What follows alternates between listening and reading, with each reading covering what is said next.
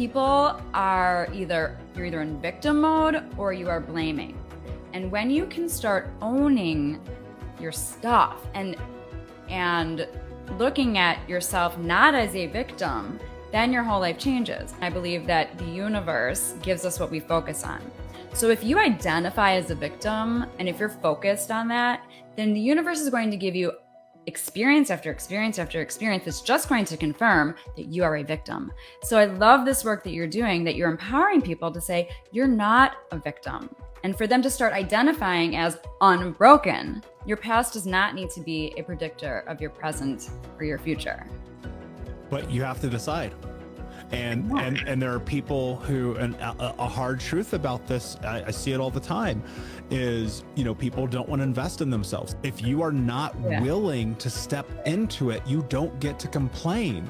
And here's why: because you're not making decisions that make your life better. And you want to point the finger at everybody else when the greatest thing that you'll ever do is go stand in front of the mirror and get truthful with yourself. There ain't no Disney moment. Nobody's coming to save you. And so until you get in alignment with that, either do something or stop talking about how awful your life is, because you have a decision to make. People are constantly giving excuses, and people are putting limitations on themselves. They don't realize that there is abundance in this world and that everything that they desire, they can have.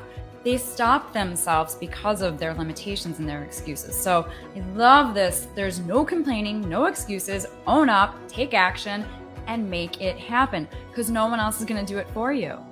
And I know one of the things that you want to talk about, which I love, is community and asking for help. Because as much as we do need to take action and we need to make the choice to make things happen, the most successful people in the world have said they didn't do it literally by themselves. And I know you're a big advocate, and obviously I am, of coaching and therapy. I'm a therapist and a coach.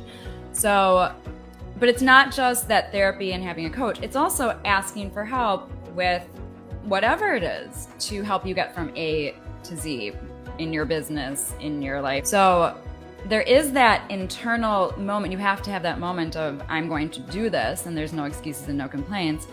But then also, who can be there to support me and who can help me as well? Yeah.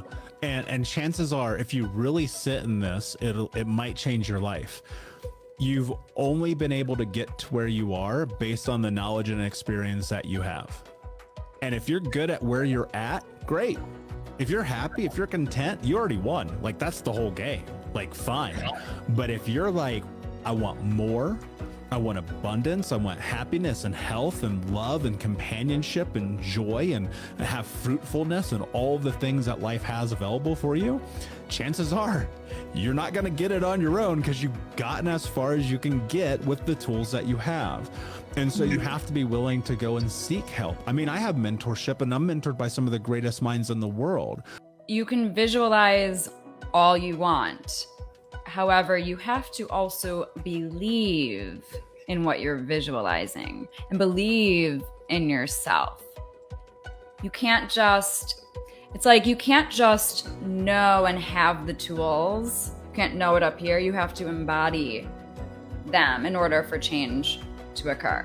So yes, visualize, but also believe that it's going to happen.